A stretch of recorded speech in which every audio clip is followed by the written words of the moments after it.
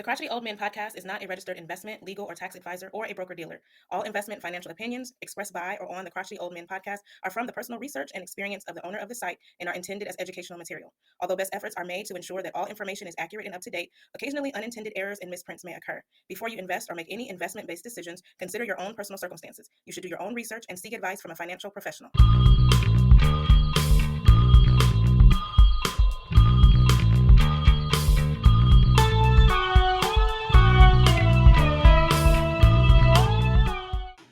Good day, good day. What another good day it is with the Crotchety Old Men Podcast. This is Gary Smith, your host today in the studio. I'm a former commercial real estate investment advisor, and joining me today is my cohort in crime, George Crumley. Good morning, George. Hey, good morning, Gary. How we doing today? Hey, man, we're doing exceedingly well. How about yourself?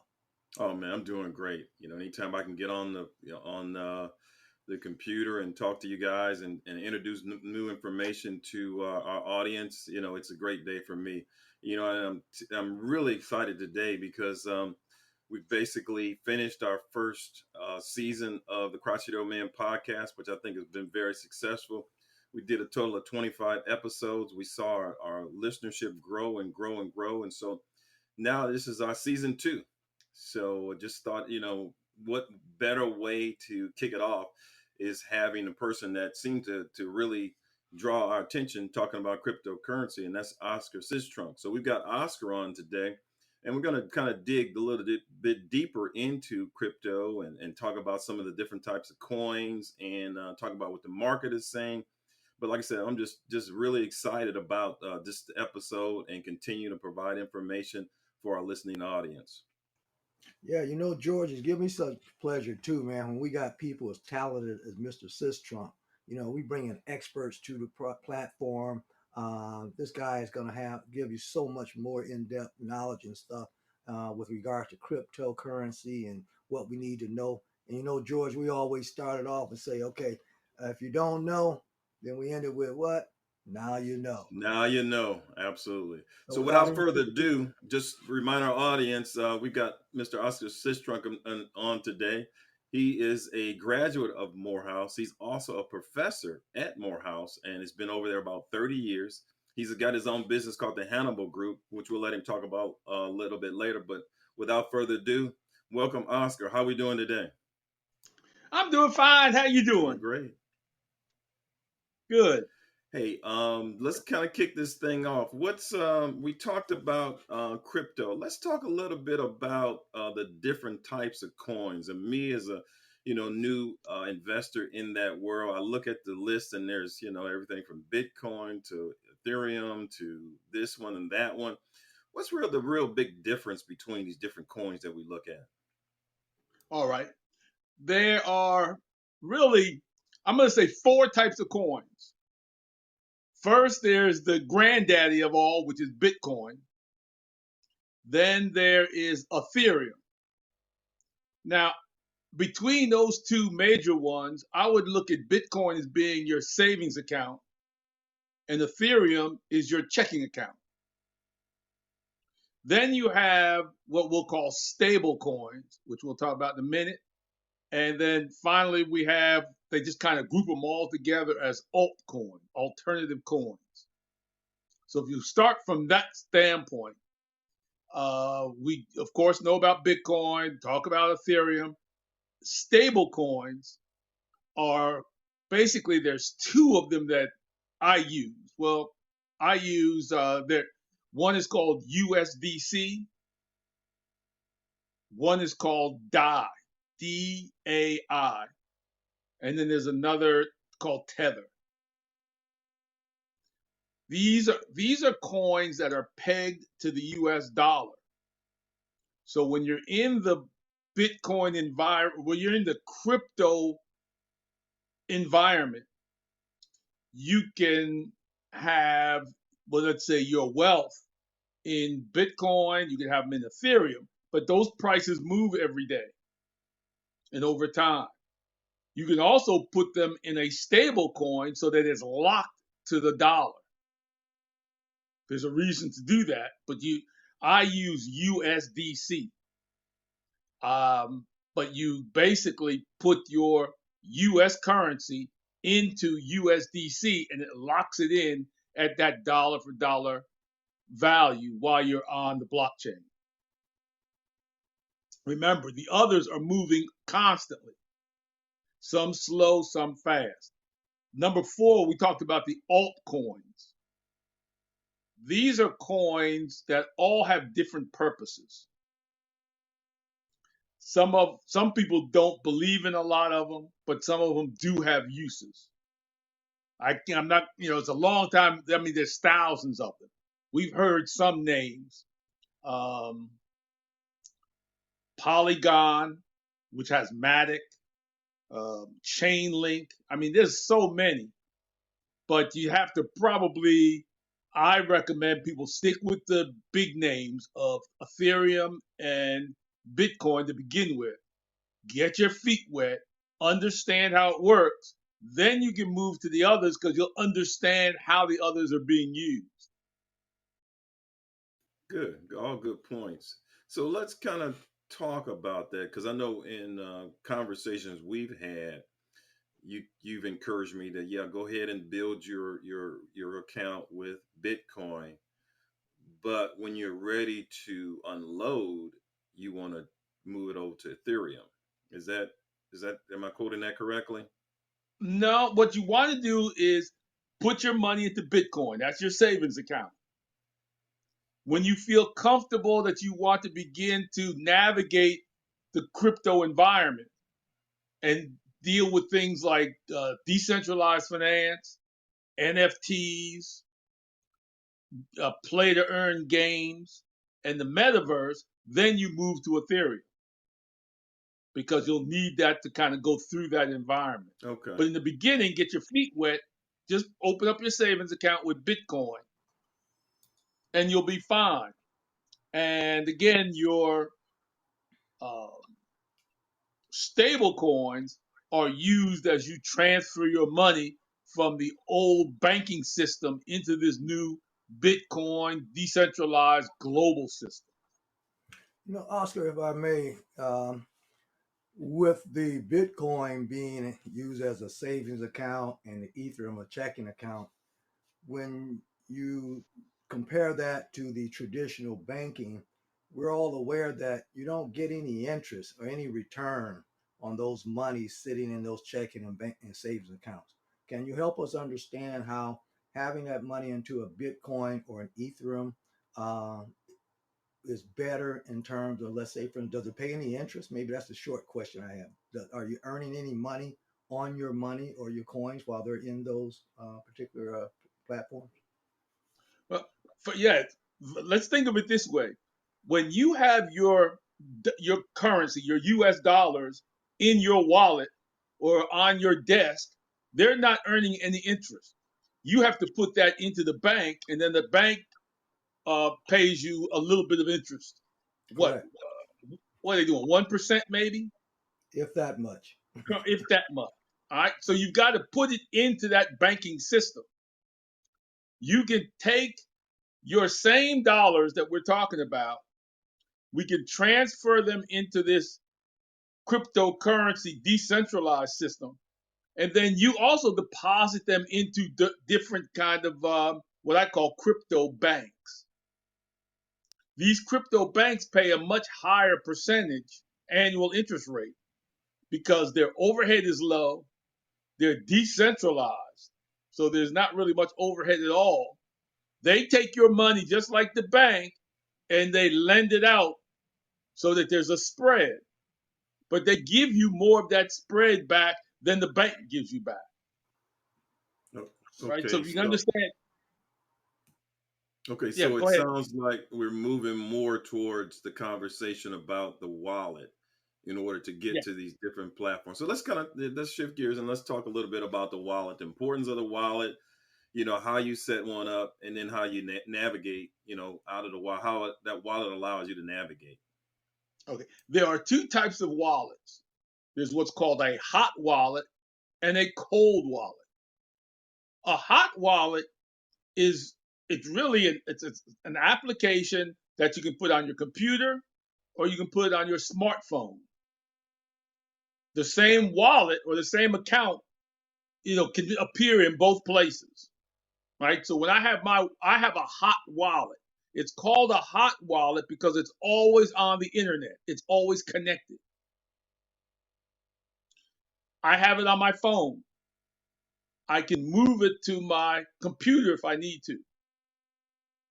But it's on my phone, and because it's always on, I can then connect to these savings accounts and checking accounts where I place my cryptocurrency to earn interest. And then I can move through the wallet. All of these different services connect to the wallet to be able to move your crypto from place to place. Right? So that's why you need a wallet. It's a central place. Now, a cold wallet is something similar to like a USB drive.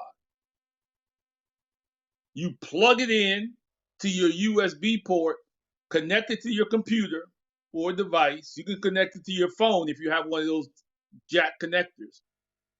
And you then connect it. It then becomes temporarily hot as it connects to the internet, and then you can do your transactions. But at the end, you disconnect your wallet and you put it somewhere. The difference is a lot of people like cold wallets because once you connect it, no one can hack it. Nobody can do anything. It's not connected anymore. Of course, if you lose it, you're in trouble. But you go ahead and store it. You can put it in a safety deposit box. It's like a USB drive. Okay. As opposed to having a hot wallet where theoretically somebody could hack it, or like you've heard examples of people who threw their computers away and forgot that they had a wallet on it. And now that wallet has a lot of currency in it, Bitcoin in it. And they got to try and get their money back. So I is don't there know a if you heard charge to have a wallet? Is there a charge to have a wallet? No. Now, a hard wallet, yes.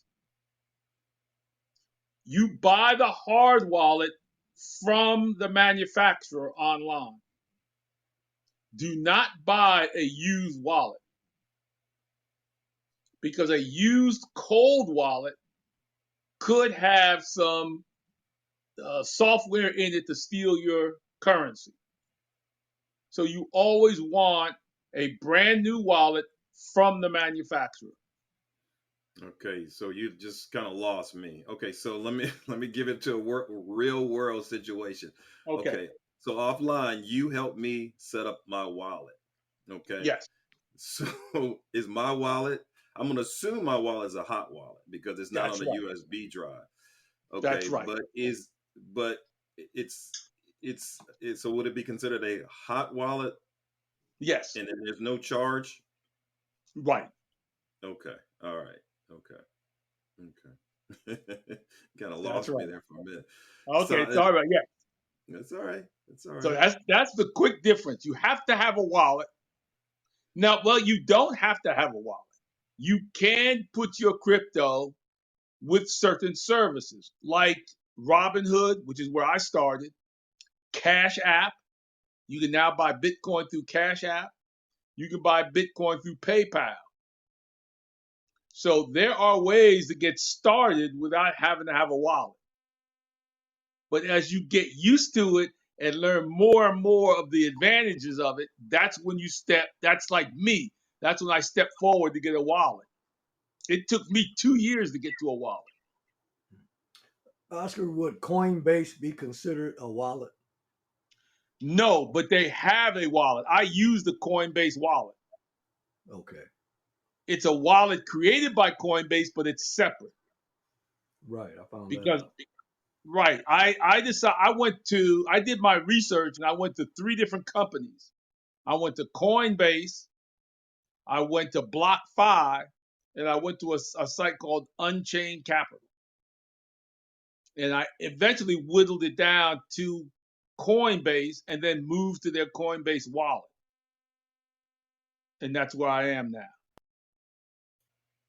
So So let me ask a question. Okay, because you started talking about the utilization. So I was traveling last week and I had to use an ATM that was not my bank, and I noticed that on that ATM it had Bitcoin. So if I have a wallet, a hot wallet, and I'm actively, in Bit, I'm in Coinbase, and I have Bitcoin, and I go to an ATM, can I actually draw money out of my Coinbase account in U.S. currency? Is that how that would work? yes, but there's a couple of steps here. I don't want to get confused. You, if you have a Coinbase account, you can get a Visa debit card, which is what I have. So I can use my Visa debit card from my Coinbase, just like my Bank of America, acts the same way. And I buy whatever I want with it, and it makes the exchange, in the background, it makes the exchange to go ahead and then send the money to the vendor. But So if I have my money in my wallet, that's different. Remember, the wallet has the same name, but it is not the same as a Coinbase account. So wow. what I have to do is, like when I bought that piece of property, all I have to do is transfer some currency or coins from my wallet to my Coinbase account. That's what I do. And because they Okay, were created by the same company, it's easy to do. Right? so There's a little button. let's stay on track here, because for my listening audience, I'm sure they're scratching their head like me and Gary. Okay, Okay. so let's back up to my scenario again. Okay, so Right. I've got this Visa card, which brought an Right. interesting point, because I know when you apply for a Visa card, they make you go through an application process. So I'm assuming you have to go through an application process to get this Visa card. No, I just requested it. They sent it. And you say they is Visa, or is they Coinbase? Coinbase. Yes, Okay, Coinbase has a little button that says you want a Visa card for your Coinbase account. I click yes. Check your address is okay. You want me to send it there? Yes. That's it.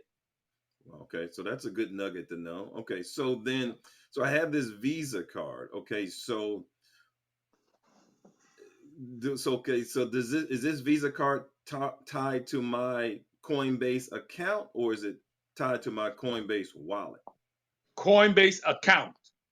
Wow, okay, that's interesting too. So I mean, I don't know about Gary, but I mean, this is a heck Here, of an here, education here. for me. Let me put it up here. This is my Coinbase Visa card.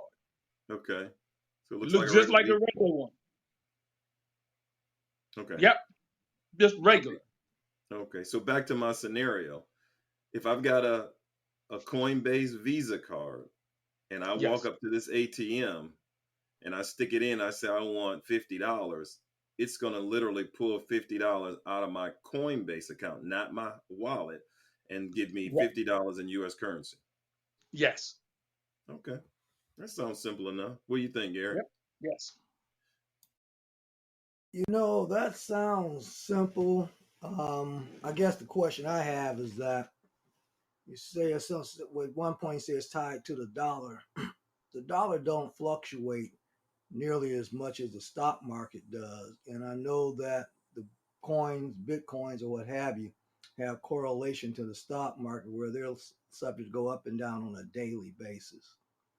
So my curiosity is that if I got $50 in that Coinbase today and it's up, whatever, I extract $50 and then by the time and that clears. So now the next day, well, I got currency, so it doesn't matter. So maybe answer my question because in my Coinbase account, if it was at $50 and the market went down, then it's really not $50. It's $47.50 or $48.99, depending upon how much it went down. So with that type of thing, I'm just curious as to how does that impact, or does it even impact transactions that once they've closed, such as what we're talking about here? This transaction with an ATM, but you bought a house. Right. Two things. the money that I use for spending that's attached to my Visa card with Coinbase, I don't keep that. I keep that in stable coins so that the value never changes. So I keep X amount of my wealth in stable coins in my Coinbase account. Now, And as I my understand it, oh, okay, I'm sorry. Go ahead. Go ahead. no, so I was saying that way I don't have, you're right, I don't have that flexibility. I don't have that fluctuation constantly in value because I'm in stable coins. They're pegged to the dollar. Okay. So now you used that acronym earlier on, Oscar, the DSDC, the United States Digital Currency or Digital Coin. Is that what that stands for? U.S. Digital Currency? Well, yeah, US dollar coin or something like that. But yes, Okay. I, Now I think that might be the acronym, but it's similar. It's a digital dollar. Look at it that way. So I okay. keep a certain amount of my money that I'm going to transact with during the day. Like I went to Birmingham yesterday to look at some property for a client. So I'm using that to buy gasoline, to buy food, and all that kind of stuff. And it's tied to the stable coins that are in my Coinbase account. I don't have it tied to my Bitcoin because the Bitcoin, like you said, you're correct. Bitcoin, Ethereum, all the other coins are changing in value minute by minute. So it Okay. sounds like we should be going straight to stable coins and skipping the Bitcoin and the Ethereum stuff. Just go straight to stable coins. Would that be a logical statement or no? For the money that you need, let's say on a month to month basis, yes. But it's like you wouldn't necessarily keep all your money in your checking account. You want to take some of that money and put it into an asset that's growing over time, like Well, real Right. that's what I'm estate. talking about. You just said Or stable coins are those that are growing, I thought. Whereas the no, it's going to stick to the dollar. So if you put $100 in there today, it's going to be $100 a year from now. I way okay, inflation is and the way they're, a dollar over time is losing value. Yeah. So So here again, let's stay with our example here. Okay. okay, So what I'm seeing is, okay, I'm going to put my money in Bitcoin and it's going to grow. Say for example, I put $300 in Bitcoin and now it's up to $500 because of the growth of the market. right. So then I would, knowing I'm getting ready to take this trip to Birmingham, I would then go to Coinbase and I would move $200 from Bitcoin to USDC. Is that the Yeah, progression? Okay, you can so do then that. That's right. I could sell some of that Bitcoin, turn it into stable coin, and then put that into my stable coin account so that I can use my Visa card for my trip. gotcha, But gotcha. that's not what I would do. Oh, okay. And let me tell you why. Because if it goes up from, like your example, it goes from $300 to $500. If I were to sell any of that Bitcoin, it's a taxable event for the federal government. So you know what I would do? I would borrow the $200 using my $500 as collateral, and put that in there for my trip. yeah, Wow. you'd have to do something like that or similar to it for those very reasons. And then Right, because I don't want we that know tax about event. it. So we know about if it goes up to 500. Nobody wants to talk about when it goes down to 100. Let's use Well, that. let me tell you what you do on that. When it goes from 3 to 500, those are easy scenarios. I want to talk about when it goes from 300 to 100. Okay, let me talk about the scenario where it went from $60,000 to where it is now at $20,000. I made money then too. All right, talk to us. You know how I did it? No, I'm I anxious. I shorted it. Help our listeners out. What do you mean when you say you short? Okay, here's what I mean when I shorted it.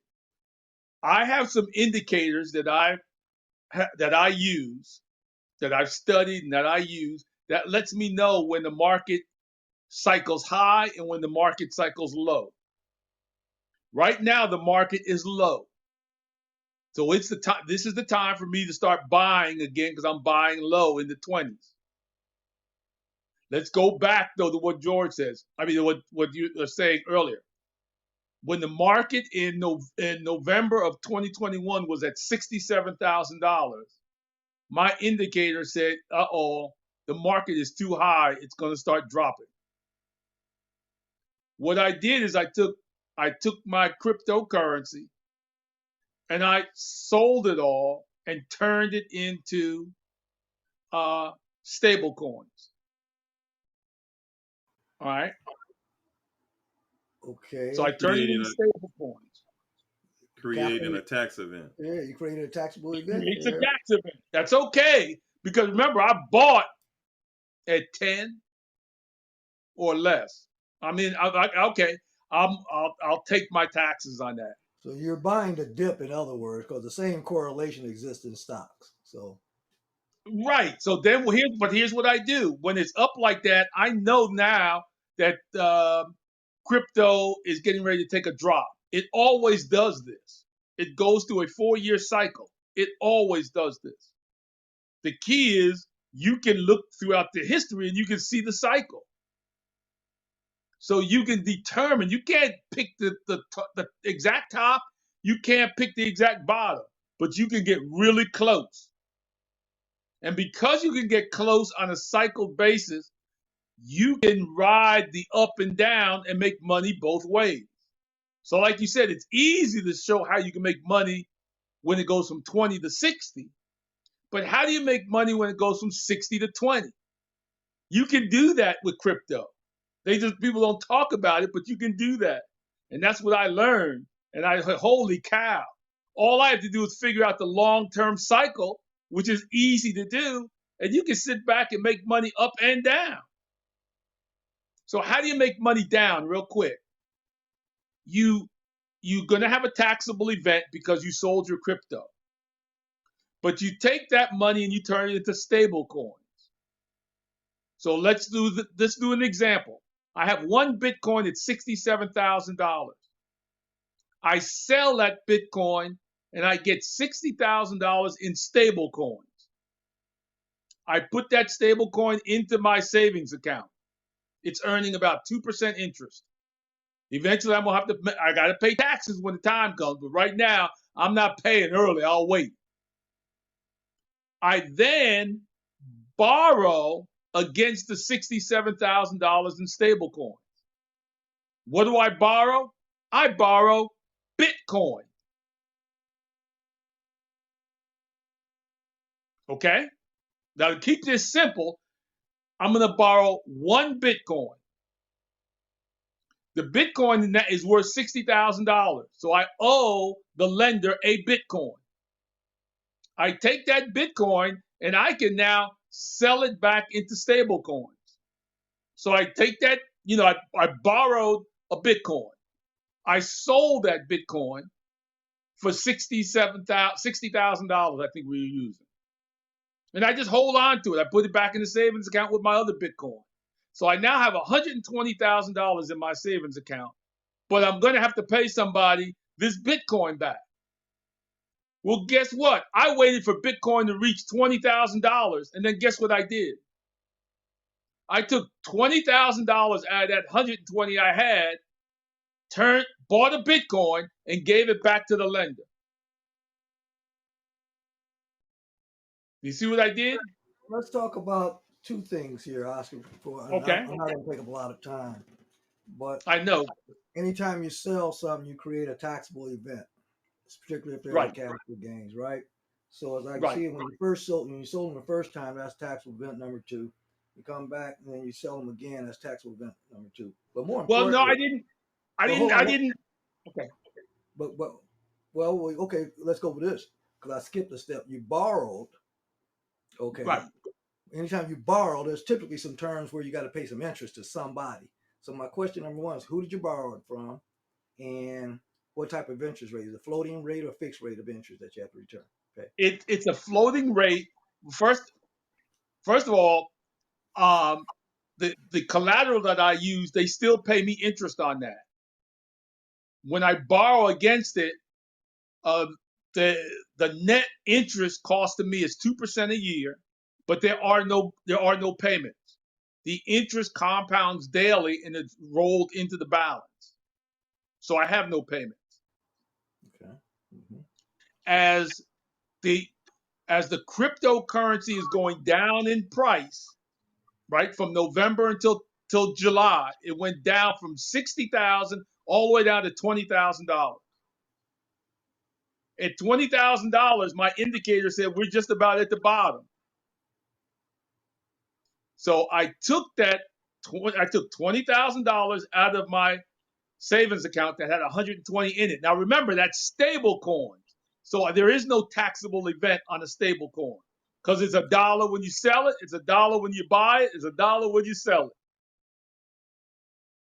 The taxable event on the upside was only when it was growing, right? We're now talking about the downside event. There is no taxable event on that. That's the beauty of it. So I took the $20,000 of stable coins and bought a Bitcoin and paid the lender his Bitcoin back or her Bitcoin back. Now I don't owe anybody anything. Now I had to pay a little bit more than $20,000 because remember I had 2% interest for 6 months. So that's 1%. 1% of $60,000 is $600.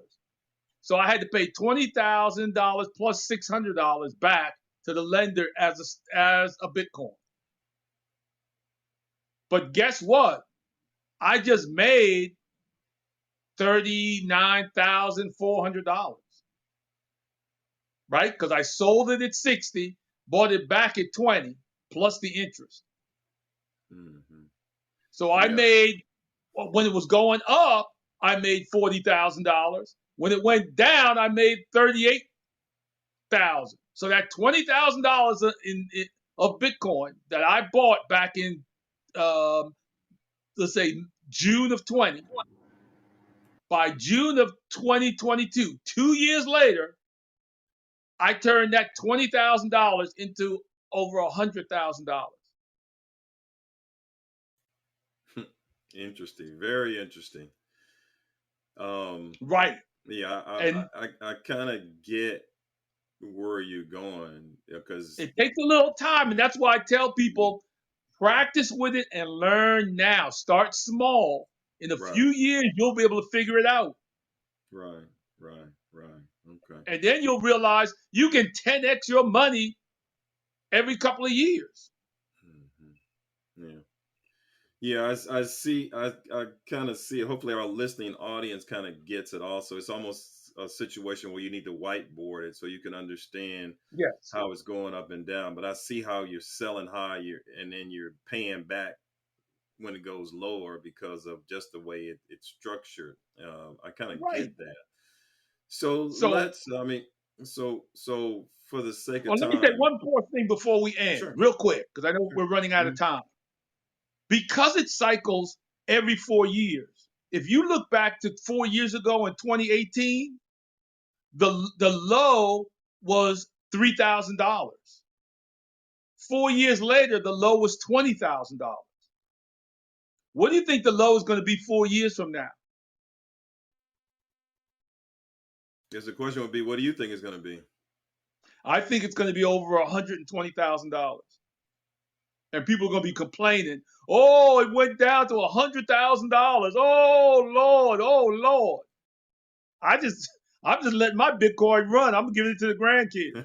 And then I'm using it to borrow real estate. That's what I'm doing.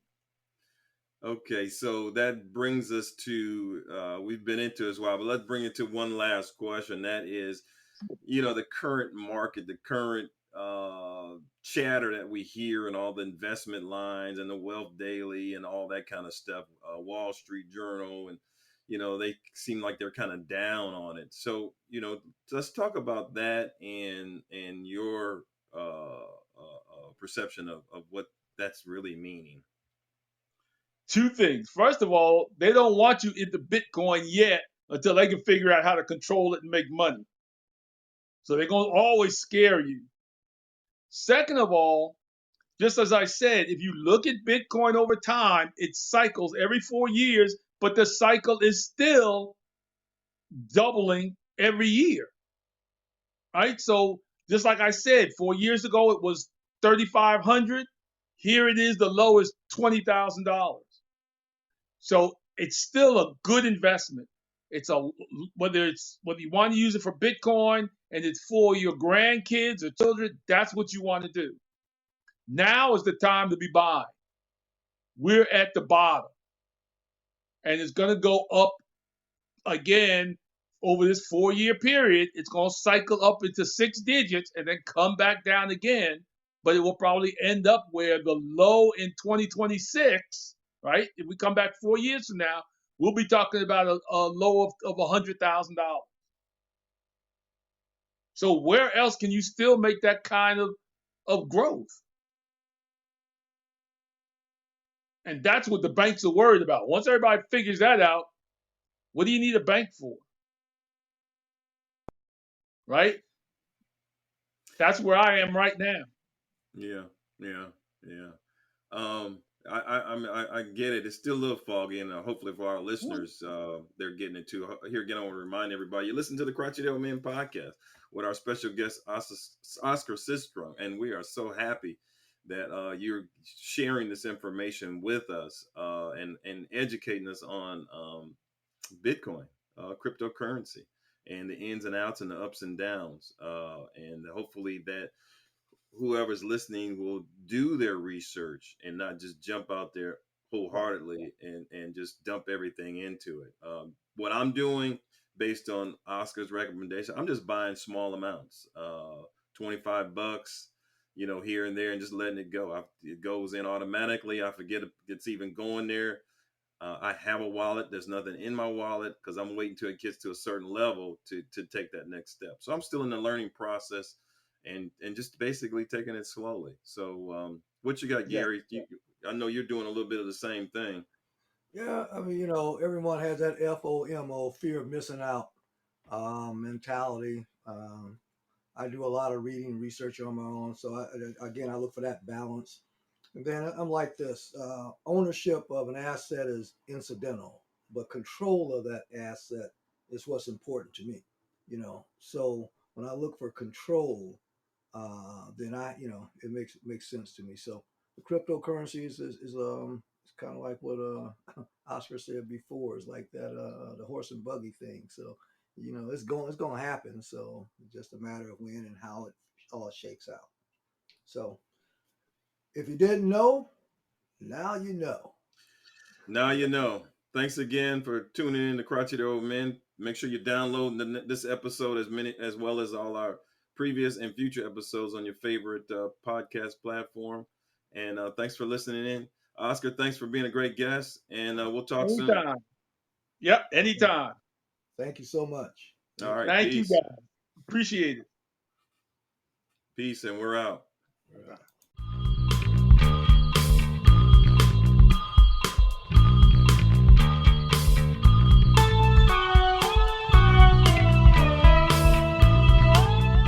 You have been listening to the Crotchety Old Men Podcast, produced in conjunction with the Crotchety Old Men Podcast, LLC. The information contained in this podcast is provided for your listening enjoyment, as well as to provide information, education, opportunity, and exposure in the complicated world of finance. You can find us on your favorite podcast platform, including Google, Apple, iHeartRadio, or Spotify. For questions regarding this episode or any other episode, please contact us at info@thecrotchetyoldmenpodcast.com or visit our website at thecrotchetyoldmenpodcast.com.